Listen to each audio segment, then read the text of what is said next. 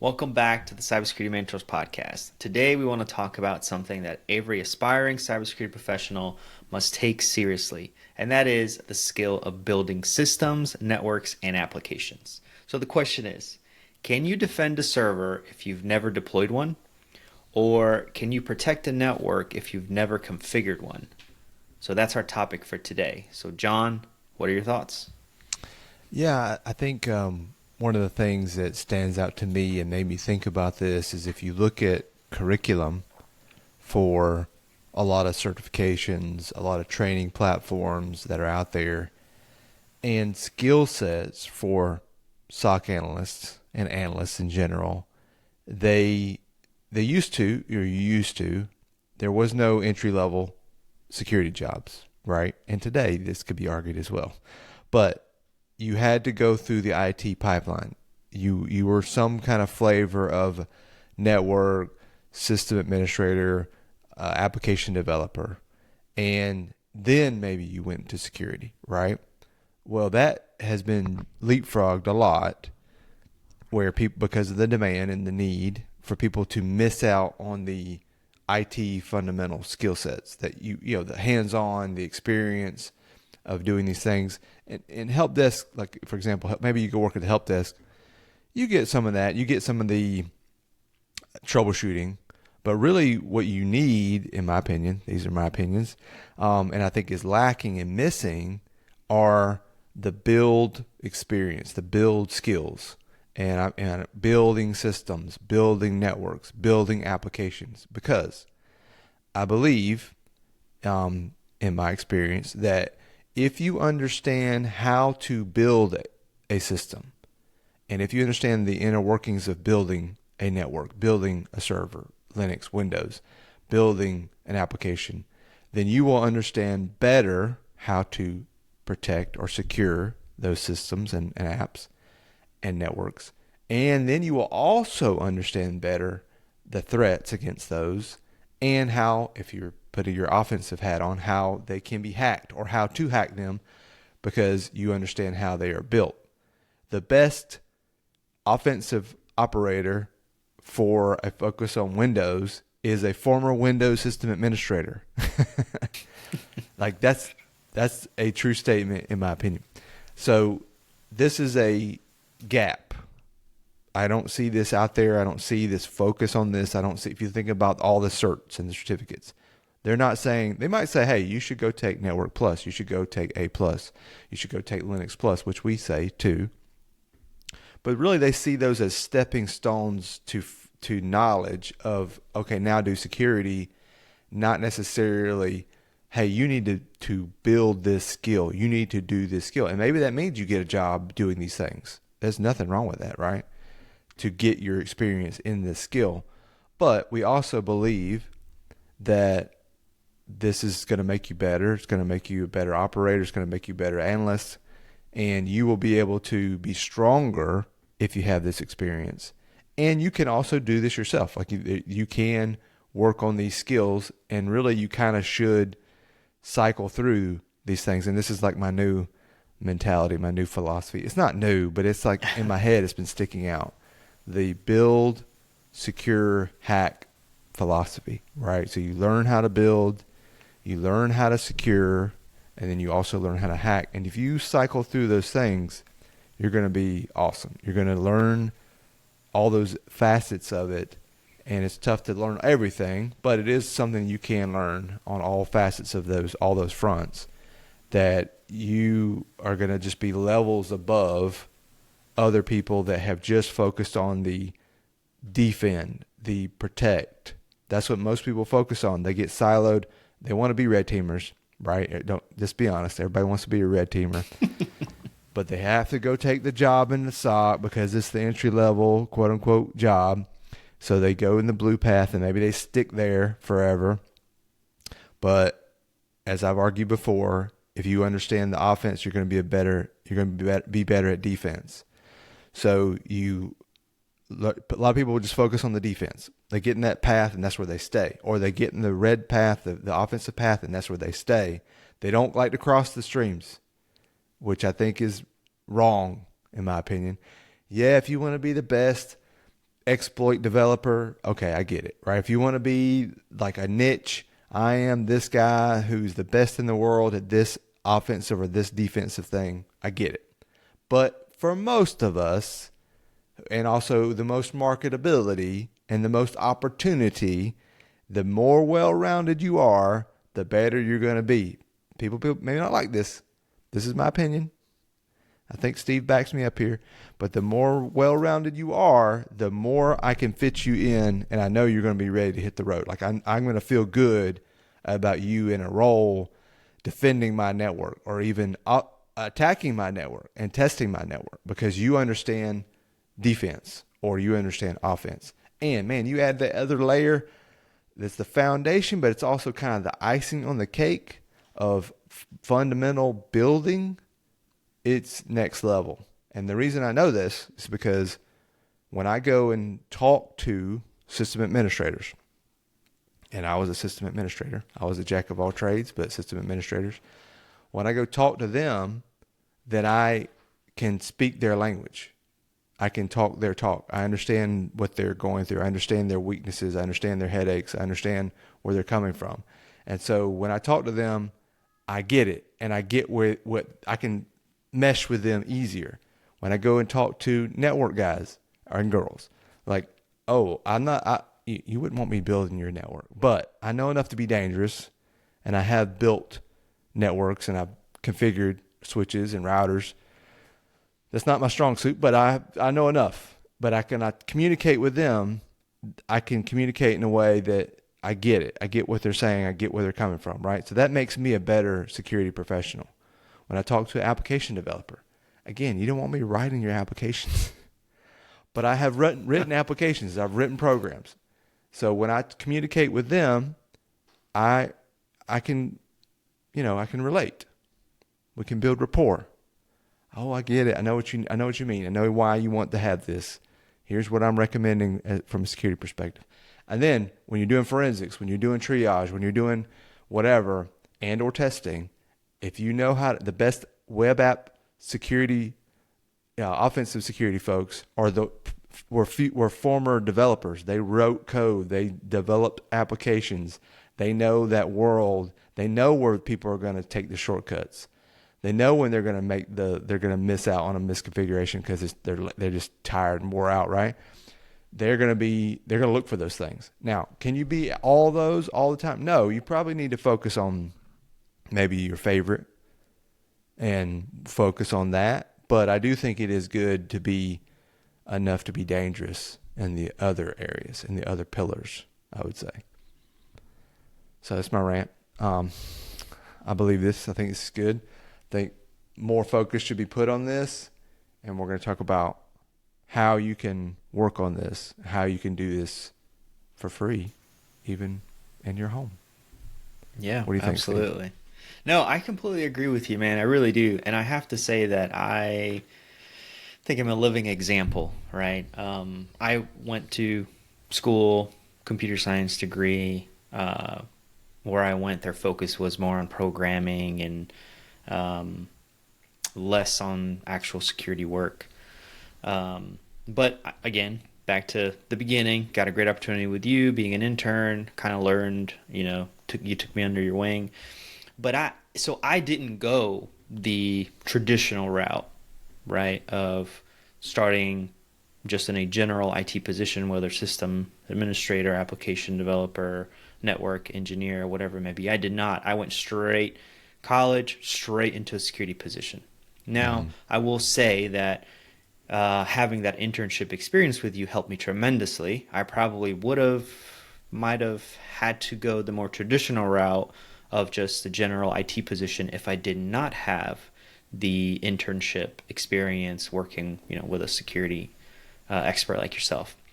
But I do remember being in my first position. I was working at a hospital as a security analyst and working with senior level guy, kind of mentored me a little bit. And him kind of telling me, he's like, man, your generation is really screwed. And I was like, well, what do you mean?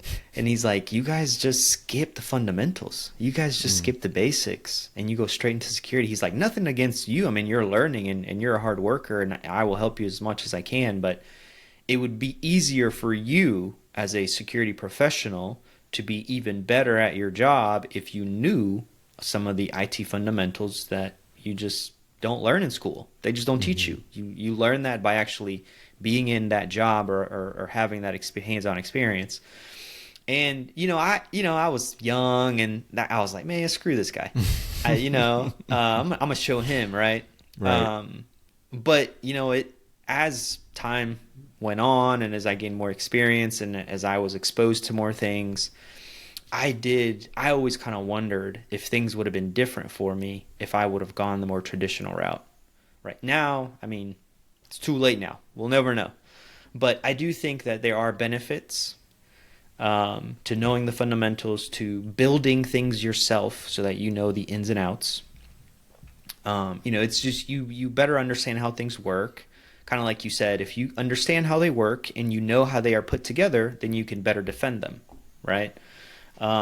You also think about things differently, right? If you are building a server or building an application, then you might unknowingly know its vulnerabilities. And then you put on your security hat and you kind of see that differently, right? So it helps you kind of look at things in a different lens if you already have some of that background knowledge.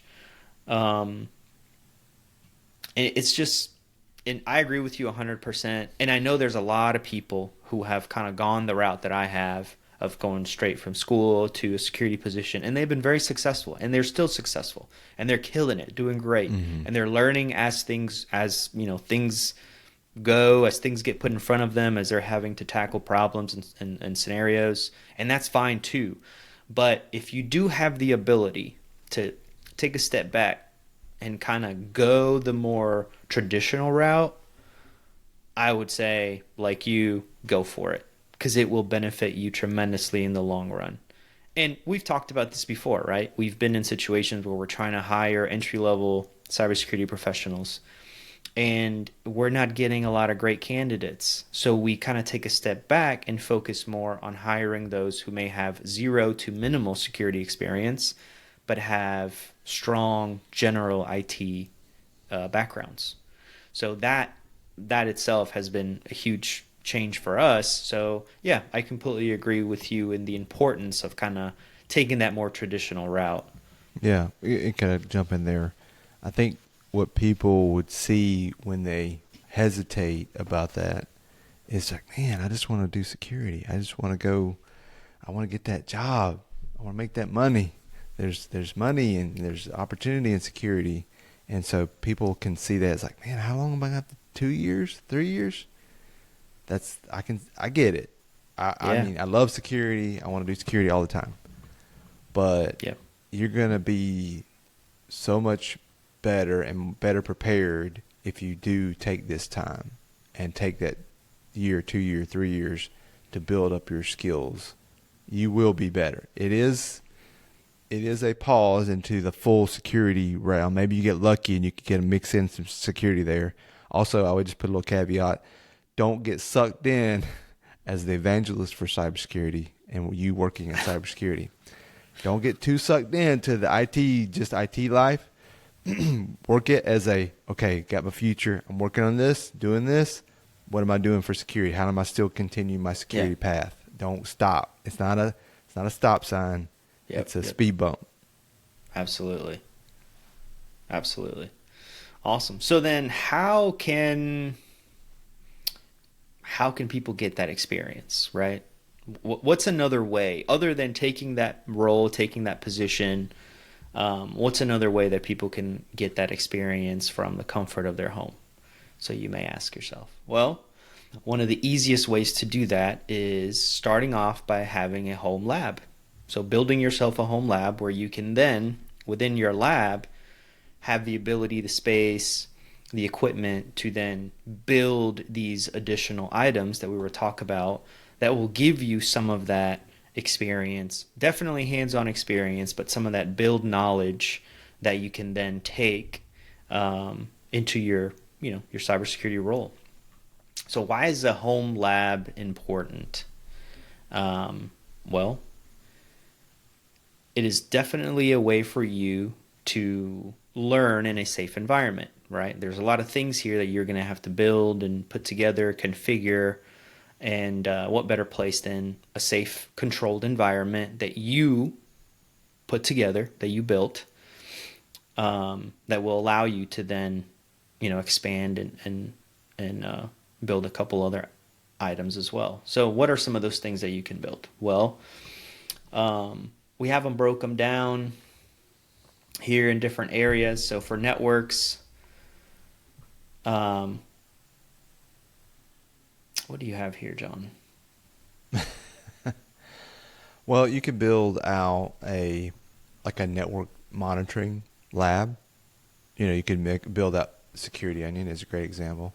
And this episode will have come out, I think, after Doug Burks' episode, and he talks a lot about this. He specifically talks about home labs.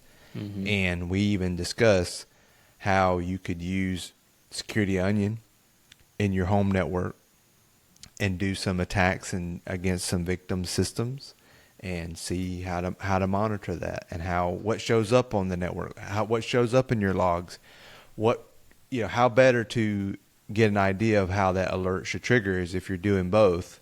You're attacking, defending, and you're monitoring. That's mm-hmm. a good example. And one thing too, just another thing I thought about is I think a lot of people talk about home labs. They talk about, hey, you should have a home lab. And Doug mentions this specifically in his talk with us, is like, that's a great interview question. Hey, tell me about your home lab. Tell me about what you built. And it's almost a point of pride of like, oh, I built this cool thing. I've got this whole VM Proxmox set up, and I've got this server, and I've got a weird VM, and I've got this kind of IoT device, right? And I think that's awesome. But don't just think about home labs as a way to do attack defend. Use it also as that way to get reps in building. Oh, I got to build an Active Directory environment. Oh, I've got to build a domain controller. Oh, I got to build a network switch or a router, virtual router, whatever. I got to build a virtual hypervisor, right? That's also the important part of the home lab, that we're saying that you have that build a home lab. But I think a lot of people talk about it as you can get practice on an attack defend, but I'm saying yes, and use it as an opportunity to get the build skills and the reps in. Absolutely. And this exactly, you're exactly right. So this is what you will put in your resume for hands-on experience, especially if you're coming in if you're doing a career change and you've never worked in IT or don't have any other cybersecurity experience other than going through certifications, doing online training. These hands-on projects that you do in your home lab are things that you would definitely put on your resume, because that's the meat and potatoes of your resume at that point. If you're an individual who is coming in completely fresh, zero experience, this right here is really what's going to set you apart. So yeah, it's definitely very important. They're going to ask you questions about it. That's great. That's what you want. They're curious. Hey, tell me, I see on your resume where you talked about setting up Security Onion in your home lab and monitoring some attacks.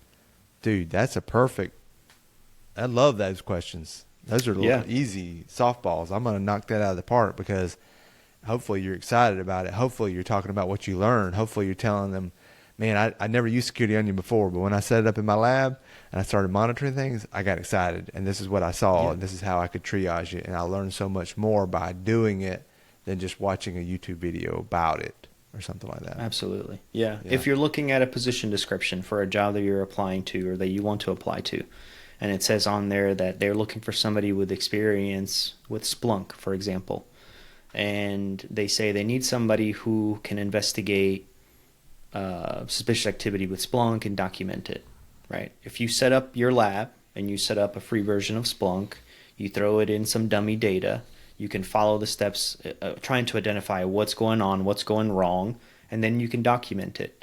And then in your resume, you could say, experience with Splunk, detecting and documenting investigations or incidents, whatever. And it's true. You have done that. You might have done it once or twice in your lab and not in a full-time job, but you've done it. So you should be able to talk about it. And that right there could be one of many reasons where they actually call you in for an interview because they saw that on your resume. Yeah. So, yeah, it's very important. Yeah, I mean, think about, and we're going to provide some references and information, but think about what you're weak at. Could you build a Windows server from scratch? Could you build a Linux server from scratch? Could you configure it, not just build it, not just start it, but configure it to a working server that's actually running a web server, Apache, things like that? Could you start up build a domain and join client machines to that domain? Here's one for you. Could you build a domain, Active Directory domain, and have Linux machines join that domain? Right? There's all these little things that you can, this is easy. This is not easy, but it's stuff that you can do in practice. So don't just think about, again, the security only pieces of this, like Windows, Linux, networking, virtualization, applications. Okay, build, maybe you have a starting place, but you build a basic web application server and you serve some pages. You run something on there, and you're actually serving dynamic pages, right? And those things that, from my experience, that I have done in a real job, those help me, even though I don't use them every day. But man, having done that before, if something comes up like that, oh yeah, I've done that before. Yeah, okay. Oh, I guess it's not exactly the same, but it's similar, right? So there's many ways you could use, your friendly chat GPT and say, hey, give me 10 scenarios that I can use to build out in my home lab to get experience with building environments or building systems or building networks. It's going to give them to you, right? And all that stuff, it's really essentially free. You can use VirtualBox, you can use other virtual machines, virtual hypervisors, and you can build it, get it bigger and better. But really, from what you need is very little and minimal to get that going, to build this home lab, and it's a great experience. Then you could take it to the next level. Maybe you do spend a little money, or maybe you invest a little bit, or maybe you can get some free credits, if you're lucky. But then expand that to building in the cloud, right? I mean, that is a big skill, understanding how to deploy and configure your systems in different cloud environments are different. It could be just standing up a virtual machine, an instance in those cloud platforms. Do it for a little bit of time, so you don't forget about it, because you're going to get a bill later. But getting that experience and building those things in cloud environments, and then again, how do I protect this? How do I secure it? How would somebody hack it? How would it be misconfigured? Right? Those are things you can do with some minimal investment potentially. There might be some ways that I'm not aware of that it's like, oh, this is ways you can get around having to spend a lot of money. Just don't let it run forever. That's a big thing. But yeah, so keep this in mind when ways you can build out different scenarios. Yep, absolutely. And this episode could go hand in hand with the two we did last season for skills and tools for a security analyst. So there we talked about SIEM solutions, endpoint protection solutions, phishing, network monitoring, incident response. We talked about a number of things that we also recommended that you set up in your lab and test them and try them and start working with them to get some hands-on experience. So all this will play a part, kind of like what John was talking about, the build, secure, hack. So what are some other like platforms or tools that we can use, John?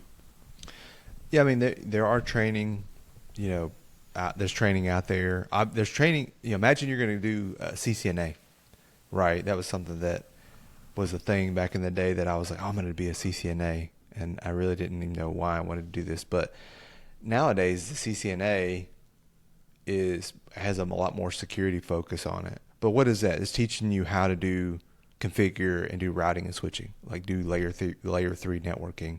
But now there's security, a lot more security baked into it. But you can focus on those. Imagine you're going to go get a job in IT. Maybe that's what you need to do. What are those certs? What are those training that I could do to get those skills up? Oh, I'm going to go get a CCNA. That is not going to hurt you. If you show up at my door with on your resume and you got CCNA, and I'm not going to be like, oh, well, you're not a router and switching guy.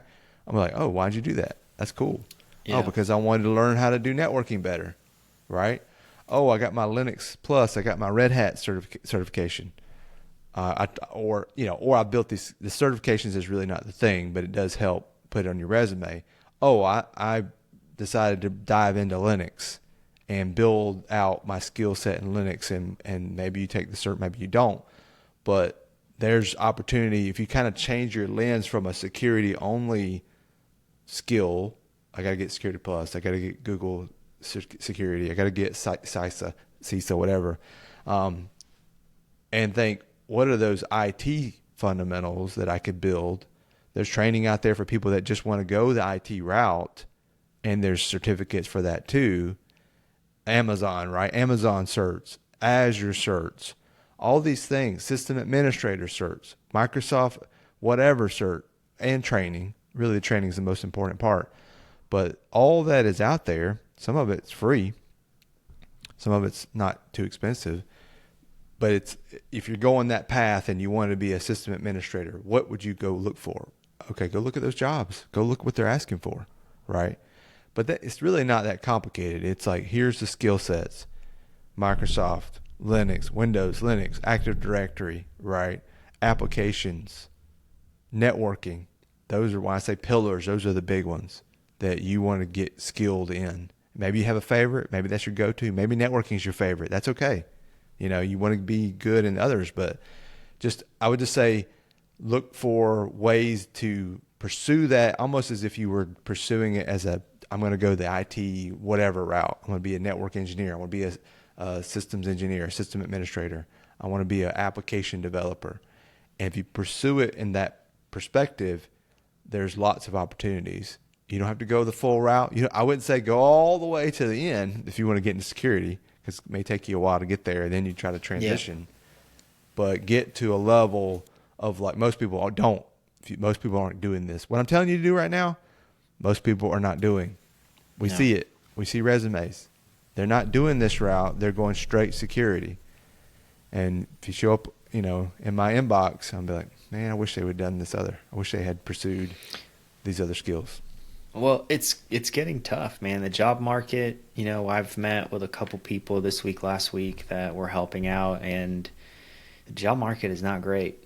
And we spoke to Kelly last season, and, she did give us a heads up. Things are supposed to get better, but it's going to take a while. And I think this is a great just shift of focus for those people that are out there that have been solely focused on getting an entry-level cybersecurity job. And they've listened to our podcast. They've done all the extra work. They've done all this, and they're still not getting picked. There's nothing wrong with you, especially if you worked with us, because we always set you straight.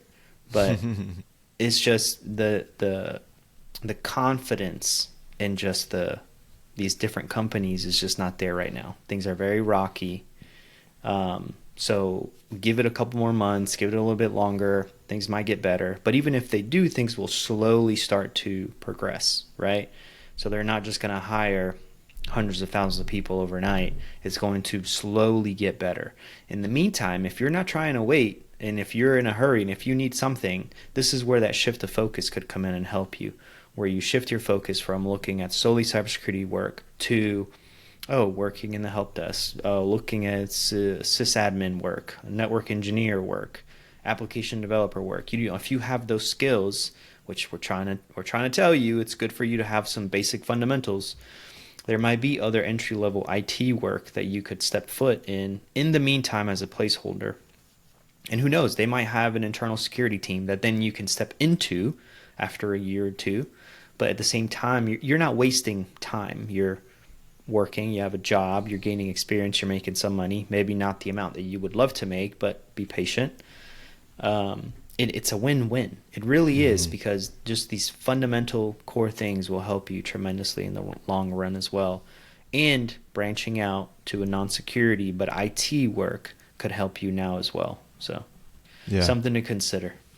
Yeah, and I'll wrap up with this. Imagine you've had a server compromised, a Windows server, a Linux server. Let's pick a Linux server, and you've got the data, you got the logs, you got you got what EDR's told you, you've got the tool that's told you things, but maybe things aren't piecing together. And you've never built a Linux server, you've never configured a Linux server, you've never had to troubleshoot a Linux server, and you're trying to figure out what happened, how it happened, how did they get in, right? What could it be the misconfiguration that got them in? Versus I've had many reps building my own Linux environment, my own Linux servers, my own application servers on Linux systems, and oh, wait a minute. Well, I remember this. I remember having to troubleshoot this, and I forgot to set this permission correctly, right? Or I forgot to configure it in this way.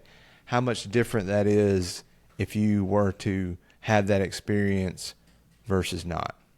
And it's an investment in your skill set, an investment in you for the long run.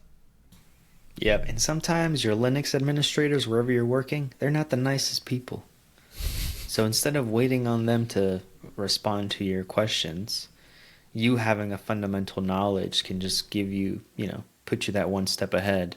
So it could work. It could work in your advantage. In some ways, they depending on where you work, they may not want to tell you. They want to keep you in the dark a little bit, because maybe they made it, maybe they messed up, and they don't want to let it out that they made a mistake, and they're like, "Oh, he doesn't know because he's not been a system administrator. He doesn't know because, trust me, this happens." Oh yeah. Then you bust out the question on them. You're like, "What about this?" They're like, "Oh shoot, he does know." Yeah, that's where you want to be. That's where you want to be. So you mentioned a couple of things that people could do, but I kind of wanted to go through that again. So we talked about setting up just like a Windows server, Active Directory, or a Linux server. And if we go back to the previous episodes, we talked about setting up a SIM, using a SIM. We talked about simulating some attacks, web applications. What are some other things that people could do, John? If you just had to list them out, just give them some ideas. Yeah, I mean, and we will have some stuff documented also at the bottom of this episode. So yeah, imagine a network, kind of a mini home network, not home network. How about this? Imagine a office network, a medium-sized company, right? What might they have? Well, they're going to have their web app server. They're going to have maybe their domain controller, and they're going to have clients that are connected to that domain controller that are logging into the domain. They're going to have some kind of database server.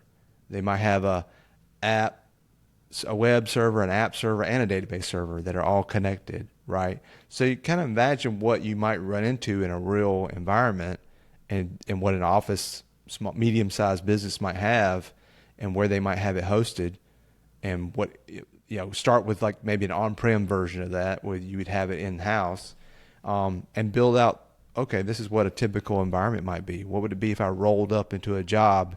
What kind of systems and network might be configured? What's the firewall look like? What kind of firewall are they using? What's my experience with configuring firewalls? What kind of intrusion detection? Like we said, security onion, right? These things that you might see, throw some cool things in there. Maybe throw some IoT things in there. Start with your house, right? Your house is a mini network. You got all kinds of stuff plugged in now that is calling out. Oh, yeah. So there's definitely things that you have already that you could start playing with.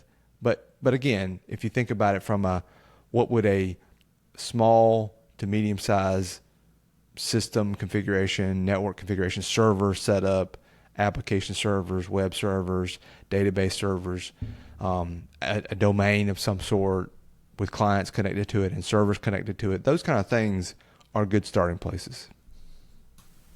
Perfect. Yeah, that gives our listeners some ideas. And again, we'll post some stuff, some resources, things to get you started, give you an idea of kind of where to go next. And if you have any questions about this, or if you want some more detailed information or more hands-on help, please reach out. Don't be afraid to ask questions. So are there any other things we want to talk about, John, around the idea of learning how to build? No, just stay tuned for the next sections, secure and hack. I'm excited to talk about those too.